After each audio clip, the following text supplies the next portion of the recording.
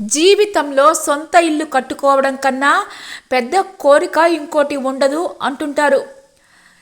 సొంత ఇల్లు కల నిజం చేసుకోవడం కోసం ఎన్నో కష్టాలను ఆనందంగా అనుభవిస్తూ ఉంటారు.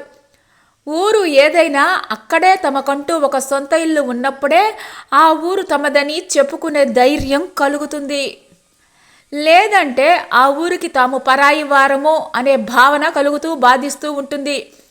అందుకే అందరూ సొంత ఇంటి కల నిజం చేసుకోవడానికి ప్రయత్నిస్తూ ఉంటారు. ఇక ఇల్లు కట్టుకున్న ప్రతి ఒక్కరూ తమ బంధుమిత్రులను ఆహ్వానించి గృహప్రవేశం చేస్తుంటారు. గృహప్రవేశానికి ముందు ఆ కొత్త ఇంట్లో గోమాతను తిప్పడం మన ఆచారంగా వస్తుంది. గోవు సకల దేవతా స్వరూపంగా చెప్పబడింది.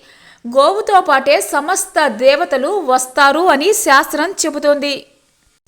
అందువలన నూతన గృహాల్లోకి గోవును ప్రవేశపెట్టడాన్ని శుభసూచకంగా భావిస్తారు. నూతన గృహంలో గోవు మూత్రం పేడ వేసినట్లయితే మరింత శుభకరంగా భావిస్తారు. అయితే పట్టణాలలో అపార్ట్మెంట్ల సంస్కృతి ఎక్కువగా కనిపిస్తూ ఉంటుంది. అందువలన బహుళ అంతస్తులు కలిగిన ఈ భవనాల్లోకి ఆవుని తీసుకుని రావడం కుదరదు. ఇలాంటి పరిస్థితిలో ఏం చేయాలి అనే విషయంగా చాలామందికి సందేహం కలుగుతూ ఉంటుంది.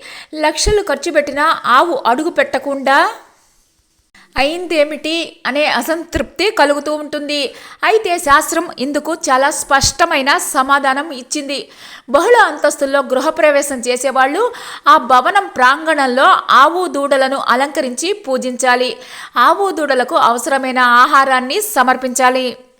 వాటి యజమానులకు దక్షిణ తాంబూలాలతోటి సంతృప్తి పరచాలి. గోవు పేడను మూత్రాన్ని తమ నివాస స్థలంలో చిలకరించవలసి ఉంటుంది. ఈ విధంగా చేయటం వలన ఆవును నేరుగా ఇంట్లో తిప్పిన ఫలితం లభిస్తుంది.